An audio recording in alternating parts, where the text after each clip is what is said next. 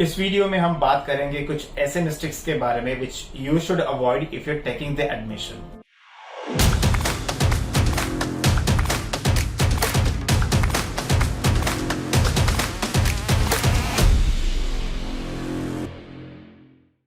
Hi everyone, welcome back once again. In this video, we will talk about top 10 common mistakes which students make, rather anyone makes, while taking the admission for any sort of course. It can be an admission to your 10th, 12th, undergraduate courses or post-graduation courses. Make sure to watch the video till the end. And if you are new to the channel, then please do hit on the subscribe button and bell icon to get the notification of latest uploads. And also, if you have further queries about the admission process or anything, feel free to comment them in the comment section. Without further ado, let's get started. You must be wondering, why did I choose this topic? Reason being, recently the results of 10th board, 12th board, even NEET and CET are out, and I've seen lot of students, then they keep on searching for different courses, colleges, and if you're planning your admission at the last moment, there are huge possibility you will commit these mistakes. And that's the reason that I have chosen this topic strategically to create the awareness among my viewers so that you will not commit them. The first mistake which a lot of students make is not analyzing internal strength. If you're applying for engineering, medical, pharmacy, and there are a lot of options which are available these days, and all these streams expect some sort of an expertise or internal qualities of an individual.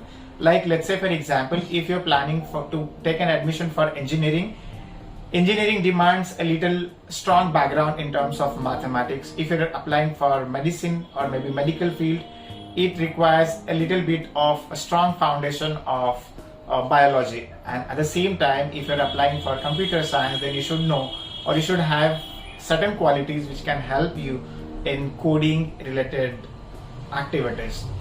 So when you're taking an admission, let's say for B.Sc in mathematics, ensure that you have analyzed your internal strength, which means you are good in calculation or maybe in playing with numbers. And failure to analyze the internal strength may lead in getting a lot of backlogs in that particular course or a degree program, and eventually leads into cancellation of an admission. So do first thing, analyze your internal strength. Mistake number second is not checking the eligibility. There are certain undergrad courses where 12th pass student are eligible, but if you have done 10 plus 3 years of diploma, that is also an eligibility. But if you're applying for B.Sc in computer science, so you need to have a science background. But if you're applying for courses like BCom, B.Sc, or maybe some commerce related courses which has a separate eligibility criteria, and ensure that you're meeting that criteria, otherwise it's not possible for everyone to choose that particular field. Like, let's say for example, there are certain courses or there are certain programs. For those courses, people from any discipline can apply. Like, let's say for example, for BBA, even if you have a science background, arts background, or a commerce background, you can go for it. But if you're applying for B.Sc in computer science, you need to have a science background. That is the eligibility for taking admission to maybe science related, arts related, or commerce related undergrads courses. Mistake number 3 is not checking program details and course contents. I have specifically used two terms. One is a program and second one is a course. Like, let's say for example, if you're applying for maybe BBA in computer application, so it is a program, and every subject under this program is a course. So it has certain language related subjects like .NET, Java, Python. I have seen so many students, they take admission for BBA, CA, and later on they'll come to me and they'll ask, sir, I'm finding this subject very difficult, so can I transfer my admission to a particular course?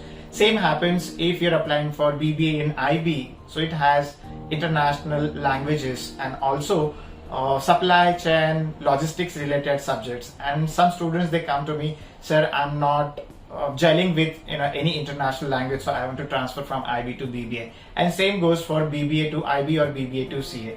So ensure that you have checked the program details, what you're going to learn in those 3 years, and also the course detail, which are the subjects and what contents are there in each of those courses. Next is not checking the fee structure. There are similar courses, but different colleges will have different fees. Like let's say for example, if you want to do an engineering, there would be certain colleges where the fees would be 80,000, maybe 1 lakh rupees. There are certain colleges where the fees can be 5 lakh rupees or maybe by 10 lakh rupees. So you'll have to check the fee structure. I've seen so many students, they keep on complaining later.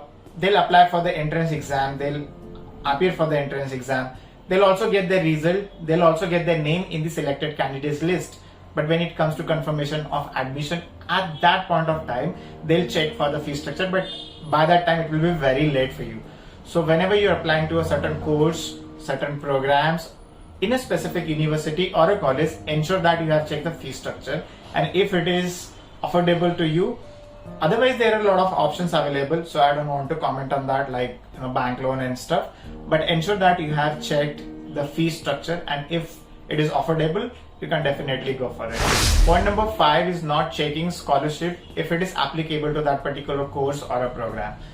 So there are students, they appear for the entrance exam, they take the admission, and when it comes to the payment of the fees, at that point of time, they'll ask whether this particular course or a program is having scholarship or not.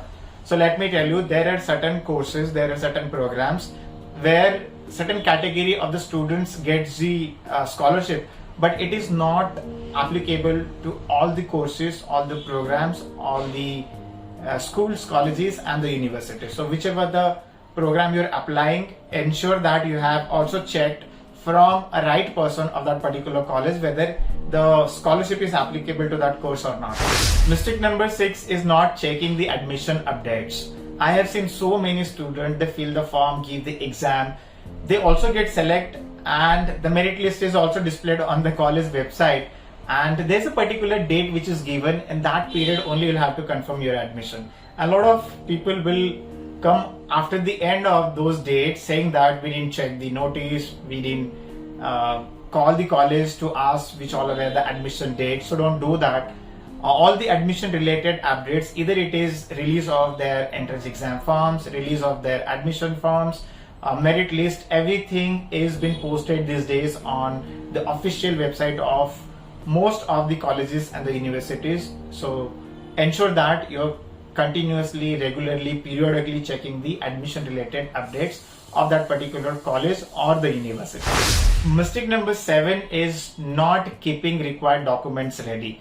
आपने exam दी है, admission लिया है, after the admission the college will ask you to submit those required documents, and failure to submit those documents may lead in the cancellation of the admission. And जब कोई student admission लेता है, from that point of time they start collecting the documents. I don't understand when the students they themselves have decided that they want to go for a particular course or maybe admission of a particular program, then why don't you keep your documents ready? Why the last moment rush?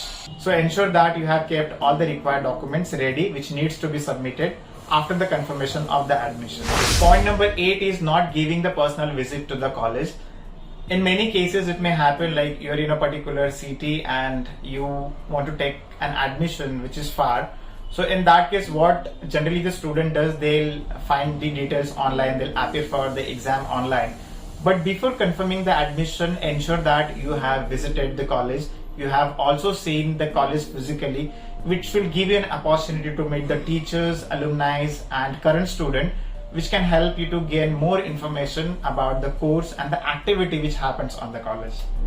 नहीं तो generally क्या होता है, सब online किया है process, fee payment कर दिया है, एडमिशन कंफर्मेशन भी हुआ है, और जब आप कॉलेज में आते हो और अगर बाय एनी चांस अगर आपको कॉलेज पसंद ना आए, आपको एनवायरनमेंट पसंद ना आए, तो it will be very late. So to avoid all that, ensure that before confirming the admission you have given a personal visit to the college. Point number 9 is not contact to a right person. मैंने बहुत सारे ऐसे student देखे हैं, they also go to a college, they also visit in person, but they don't meet the right person. In one of the example, to give a specific example, there was one of the parent who had come to me saying that he had come to the college and contacted someone maybe from a security guard, and who said that the admission process is closed, wherein the admission process was still ongoing and the chance of getting admission was been missed by that parent, and this happened with one of my friend. So ensure that if you're personally visiting the college, you're meeting the right person in the college. Mistake number 10, which is gonna be a last mistake, is not planning in advance. So if you're a 10th appearing student, 12th appearing student, UG appearing student, so if you're into your final year, ensure that what you're going to do after the completion of maybe 10, 12, UG, ensure that by the end of the exam you have planned and you have started collecting the information. And there are various ways and sources available these days to collect the right information. So these are the top 10 common mistakes which people make, which I have personally noticed, and there's a reason that I've strategically chosen them to create the awareness among you guys. I'm sure you must have found them useful. Also do comment and let me know which are other mistakes which people make while taking the admission. Next video is based on key documents which are required in an admission process. So I'll see you guys in the next video. Until then, this is Sandeep signing off. Thank you for your time.